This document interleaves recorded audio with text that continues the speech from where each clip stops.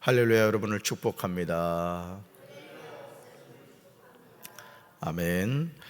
오늘 욥기 17장 1절부터 16절까지 말씀으로 그 길을 꾸준히 가라, 그 길을 꾸준히 가라, 이런 제목으로 말씀의 은혜를 나누고자 합니다. 아무도 나의 마음을 알아주는 사람이 없을 때 우리는 절망하게 됩니다. 우리는 일상생활을 하면서 건강에 관한 염려를 하고 살 때가 많습니다. 건강할 때는 건강에 별로 관심이 없는데 건강검진 후에 몸에 이상이 있다고 하면 괜히 걱정하게 됩니다. 그러나 정말 안타깝게도 우리 조국 대한민국의 이 자살률을 살펴보니까요, 너무 충격적이었습니다. 우리가 코로나19 때 마치 이 교회라는 장소가 코로나를 확산시키고 전파하는 매개체라고 이 문재인 정부가 아주 악의적으로 이 매스컴을 통해서 교회를 많이 공격을 했죠. 그리고 실제 수많은 교회가, 수만의 교회가 사라졌습니다. 그리고 지금도 사실은 회복하지 못하는 교회들이 많이 있는 것을 보게 됩니다.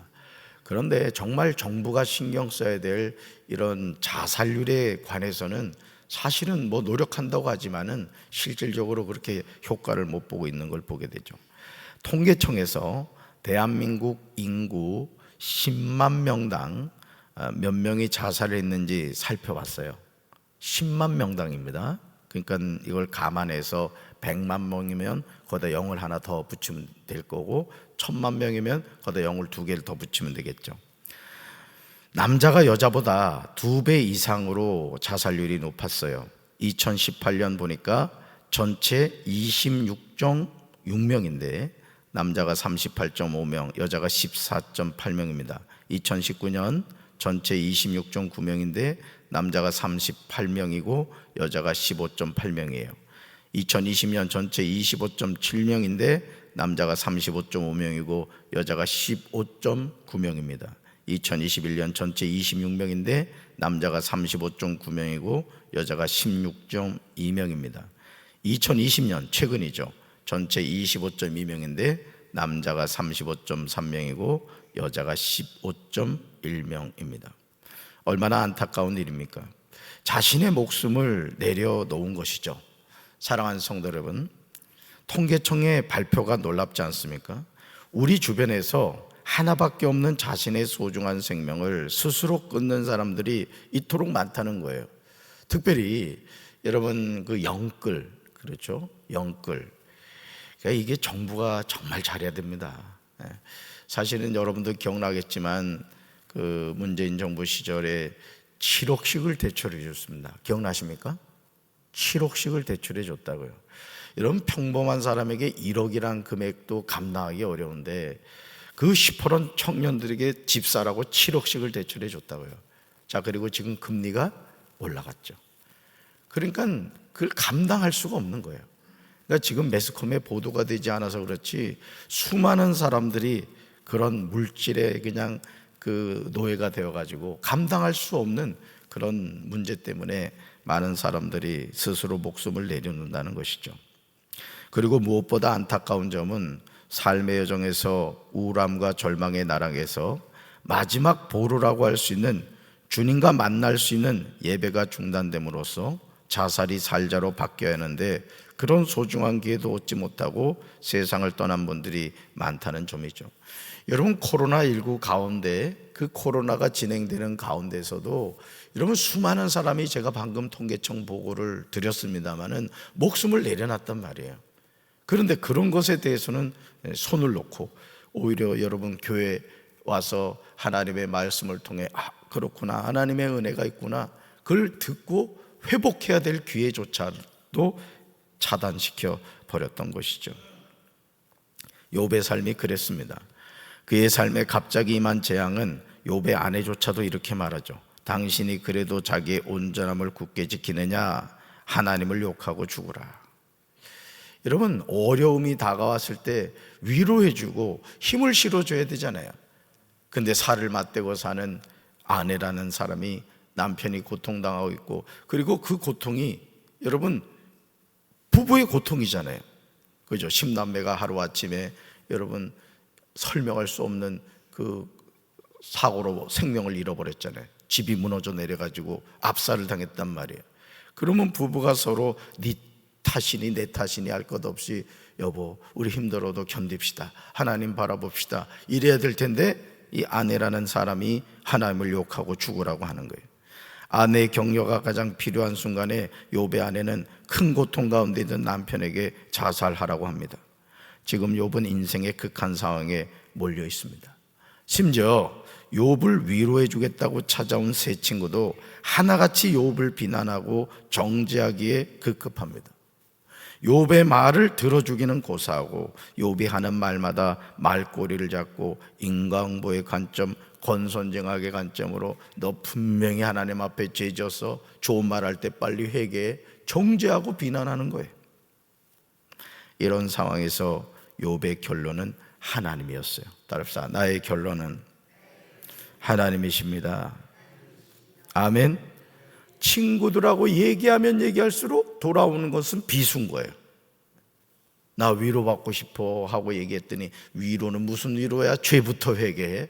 막 친구들이 이러는 거예요. 위로받고 싶었는데 오히려 그냥 막 창으로 찌르고 칼로 찌르고 이제 그런 형국인 거죠. 욥기 16장 19절에서 욥은 세 친구에게 당당하게 이야기합니다. 하늘에 내 증인이 계시고 높은 곳에 내 변호인이 계신다. 내 증인, 내 변호인이 누굴까요? 하나님이시라는 거예요. 하나님. 할렐루야. 욥은 이렇게 고백하죠. 내 친구들마저 내게 냉소를 짓고 있지만 내 눈은 하나님만을 향하여 눈물을 쏟아내며 울부짖는다. 한번 따라합시다. 내 눈은 하나님만을 향하여 눈물을 쏟아내며 울부짖는다. 이게 중요한 겁니다. 내 눈은 보세요, 하나님만을 향한다는 거예요. 저와 여러분이요, 하나님 앞에 서는 그날까지 이 욥의 고백이 우리에게 있어야 될 줄로 믿습니다. 눈물을 쏟아내며 울부짖는다. 누구 앞에서? 하나님 앞에서. 왜? 하나님이 내 아버지니까. 아멘이십니까? 이런 태도가 우리에게 필요합니다. 욥기 17장 1절에서 욥이 고백하고 있죠. 같이 읽습니다. 기운도 없어지고 살 날도 얼마 남지 않고 무덤이 나를 기다리고 있다. 여러분 이렇게 느껴질 때가 얼마나 많아요. 여러분 그렇죠? 기운도 없어지고 보니까 여러분 살 날이 얼마 안 남았어. 오늘 새벽에도 죽여주는 설교하는 거야. 지금 한 50년밖에 안 남은 것 같네. 이제 우리 청년이 나와가지고 50년 하면 너무 짧네. 100년이라 해야 되겠네. 그러나 이런 순간에도 우리의 눈은 누굴 향해야 된다? 하나님을 향해야 된다. 여러분 예전에는 자식 잘 키워놓으면 자식이 보험이었습니다. 그렇죠? 근데 이제는 아니에요. 보험이 아니라 오히려 더 뜯어가서 문제지. 하나님을 향하여 살려달라고 눈물을 흘려야 될 줄로 믿습니다. 우리가 이 세상을 사는 동안 우리 주변에는 나를 도와주는 사람이 있는가 하면 그렇지 않은 경우도 많아요. 지금 욥을 찾아온 엘리바스, 빌닷, 소발은 욥의 친구였음을 잊지 마시기 바라요. 그들은 고난을 겪고 있는 욥을 위로하기 위해서 왔습니다. 여러분 쉽지 않잖아요. 고난당하는 친구 찾아가는 거 여러분 쉽지 않습니다. 보통 모른 척하죠. 아유 세상에 그런 일이 있었대. 뒤에서 쑥덕거리기나 하지 찾아와서 손잡아주고 얼마나 힘들어. 이런 친구들 많지 않다고요. 근데 엘리바스와 빌닷과 소발은 그래도 친구를 위로해주기 위해서 찾아왔던 사람들입니다. 그러나 욥과 대화를 하면서 그들은 욥을 위로하겠다는 순수한 마음을 놓치고 말았습니다. 이제는 욥이 고백하고 있듯이요. 같이 읽습니다. 조롱하는 무리들이 나를 둘러싸고 있으니 그들이 얼마나 심하게 나를 조롱하는지를 내가 똑똑히 볼 수 있다. 탄식하고 있어요. 잘 보세요. 조롱하는 무리들 누구란 얘기요? 엘리바스, 빌닷, 소발이라는 거예요. 나를 둘러싸고 있대요. 그들이 얼마나 심하게 나를 조롱하는지를 누가 똑똑히 볼 수 있대요? 욥이 똑똑히 볼 수 있다. 자신의 모든 것을 잃어버리고 심지어 몸에 병까지 생긴 욥에게 따스한 위로의 말을 해주기는 고사하고 조롱하는 무리들이 되어서 욥을 난도질하고 있는 겁니다. 그러므로 이제 욥은 새 친구와 대화하기보다는 하나님과 직접적으로 대화합니다. 여러분, 늘 말씀드리는 거지만 인생의 풍랑을 만났을 때 그걸 가지고 사람들 찾아가지 마세요.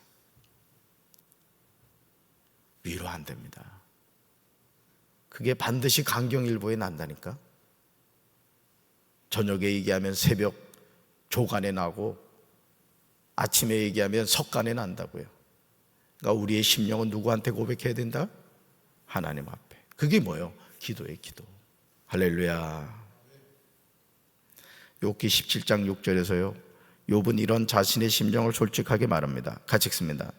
하나님이 나를 백성의 속담거리가 되게 하시니 그들이 내 얼굴에 침을 뱉는구나. 아멘. 욥은 자신의 삶에 고난이 임한 이유는 하나님께 있음을 분명히 밝힙니다. 그렇죠, 틀린 말이 아니죠.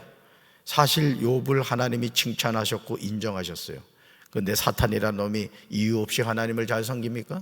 한번 쳐보십시오. 분명히 욕하고 하나님 떠날 겁니다.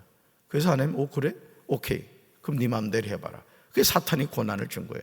하나님이 결제를 하신 거예요. 그러니까 지금 욥이 하는 말이 틀린 말이 아니죠. 다시 말해서 욥의 주위 사람들의 모욕과 경멸도 궁극적으로 하나님의 허락하에 이루어졌다는 것이죠. 잠새 한 마리도 두 아싸리로 팔려가는 것은 누가 허락하지 않으면, 하나님이 허락하지 않으면 안 된다고 그랬어요.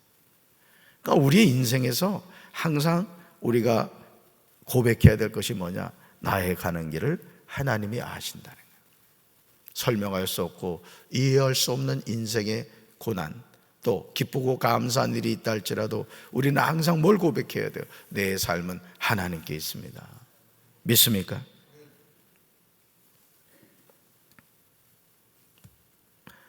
욥은 하나님의 주권 사상을 가지고 있습니다.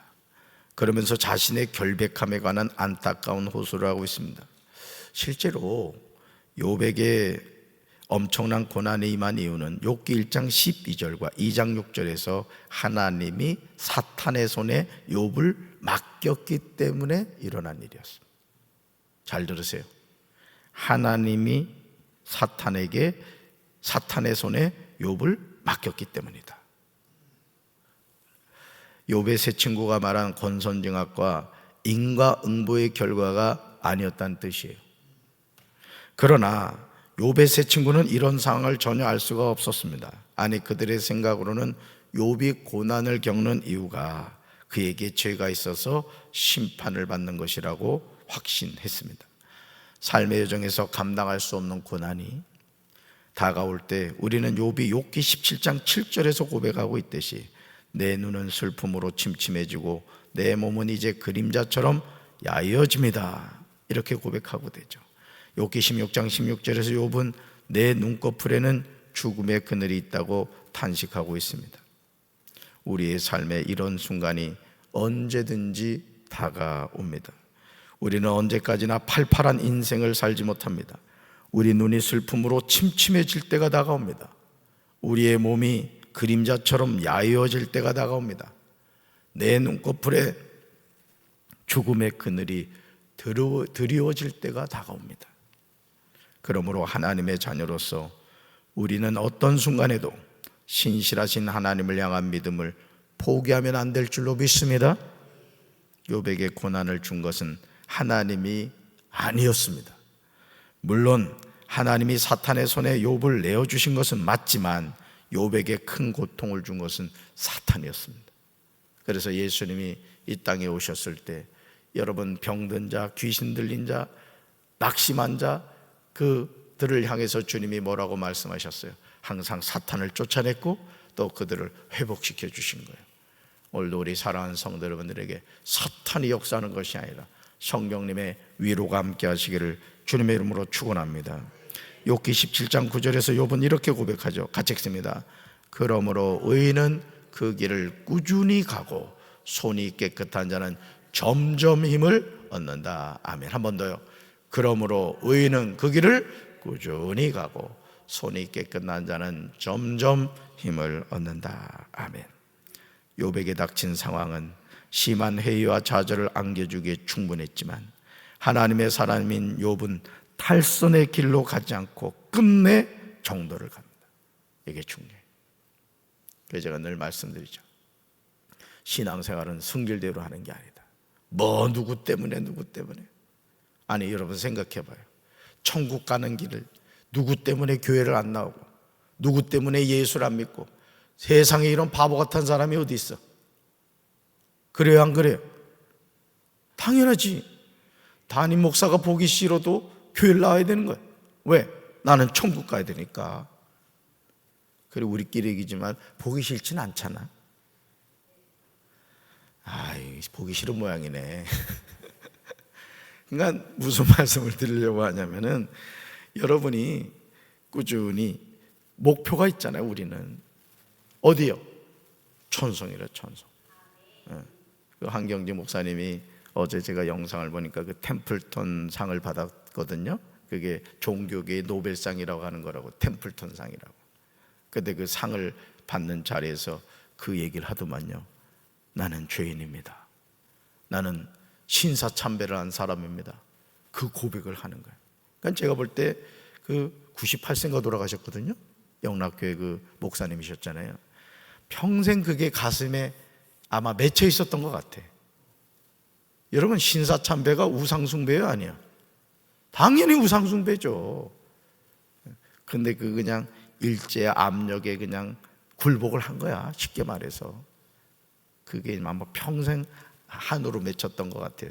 그래서 그 상을 받는 자리에서 그 고백을 하시더라고요.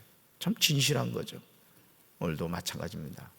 여러분, 우리는요 매일 회개해야 돼요. 매일 회개됩니다. 무슨 구원파처럼 한 번 회개하면 다시 회개할 필요가 없다고 그런 정신 나간 소리 하면 안 돼요.